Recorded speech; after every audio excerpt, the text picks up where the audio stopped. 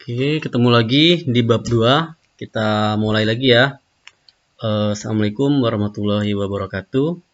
Salam sejahtera untuk kita semua. Lanjut, untuk di bab 2, pembahasannya kita mulai tentang ketentuan Undang-Undang Negara Republik Indonesia 1945. Dalam kehidupan berbangsa dan bernegara bisa dibaca tujuan pembelajarannya, poin-poinnya ya. Lanjut, pengertian wilayah. Yang kita amati di sini, yang kita lihat tentang deklarasi Juanda ya. Tahu kan tentang deklarasi Juanda? Di buku paket sudah ada semua pembahasannya. Di sini dalam bentuk sederhana kita tampilkan dalam bentuk PowerPoint ya. Wilayah negara sebagai suatu bagian muka bumi daerah tempat tinggal, tempat hidup, sumber hidup warga negara dari negara tersebut. Oke. Berikutnya, nah ini Pak Juandanya nih.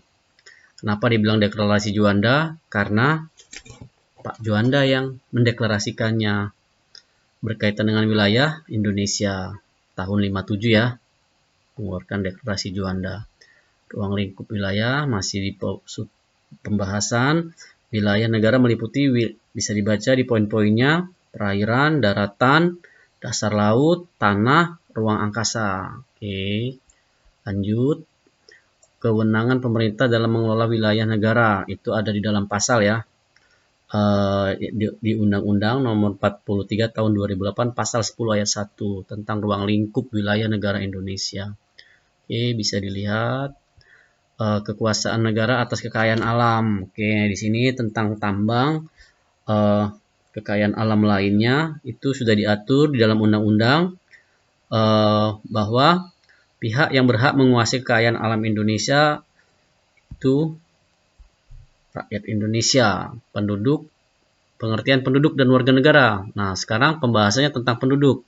Penduduk itu semua orang yang bertempat tinggal atau mendiami wilayah di suatu negara, tunduk terhadap peraturan dari kekuasaan negara. Oke, ini tentang pengertian penduduk ya. Berikutnya, legalitas penduduk itu ada KTP.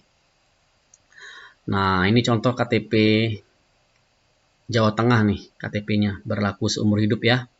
KTP-nya, warga negara adalah anggota sebuah negara yang mempunyai tanggung jawab hubungan timbal balik terhadap negaranya. Oke, ini contoh KTP-nya. Kalau di Indonesia itu yang sudah punya KTP harus berusia 17 tahun ya. Oke, 17 tahun ke atas baru bisa mengajukan buat KTP. KTP fungsinya banyak. Oke, berikutnya kedudukan negara-negara dalam negara. Oke, bisa dibaca di sini dua pedoman yaitu asas kewarganegaraan berdasarkan kelahiran dan naturalisasi. Nah, ini contohnya pemain naturalisasi ya yang sudah menjadi warga negara Indonesia. Siapa coba? Ada yang tahu namanya? Dulu ini terkenal. Oke, berikutnya undang-undang tentang kewarganegaraan bisa dilihat. Oke, ini setiap manusia memiliki kebebasan secara hakiki dalam memiliki ajaran agama sesuai dengan keyakinan dan tidak boleh dipaksa oleh siapapun. Oke, ini terkait dengan agama ya dan kepercayaan.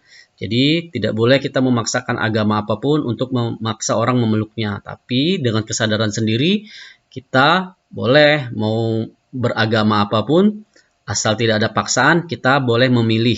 Di Indonesia agama itu ada 6 ya yang diakui oleh pemerintah. Berikutnya ciri khas kepribadian bangsa adalah yang dianutnya percaya terhadap Tuhan Yang Maha Esa. Oke. Jadi kalau nggak percaya dengan Tuhan, ya bukan bangsa Indonesia. Karena bangsa Indonesia itu identik dengan ketuhanan. Di Indonesia ada 6 agama yang diakui oleh pemerintah ya. Berikutnya,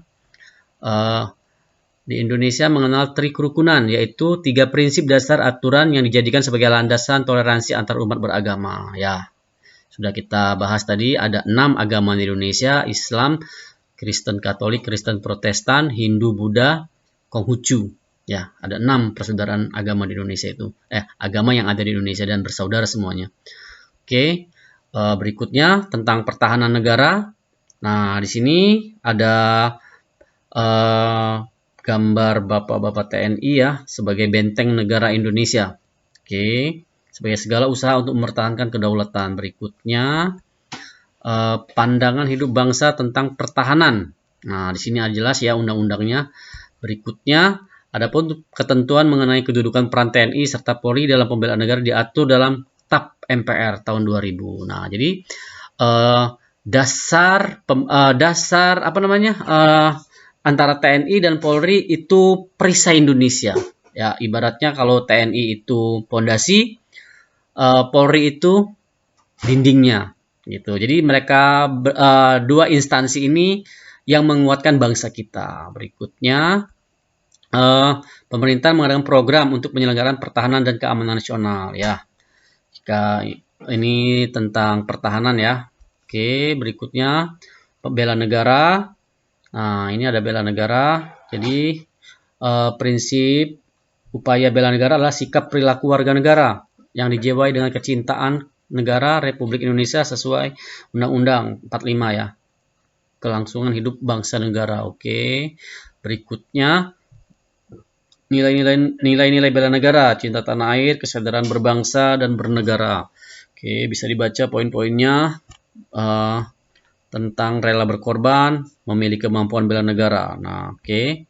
Di sini Bapak sengaja ambil contoh bela negara itu dari Bapak-bapak angkatan laut ya. Ini gambar angkatan laut. Ini contoh program untuk penyelenggaraan negara dan keamanan nasional. Itu bisa dilihat Bapak-bapak TNI yang tadi sudah kita tayangkan. Nah, ini TNI dan Polri yang bersatu untuk menjaga Indonesia. Oke, cukup. Di bab 2 ini tentang pertahanan dan keamanan kesatuan Republik Indonesia. Semoga Indonesia selalu damai, sejahtera, sentosa, aman, selamat.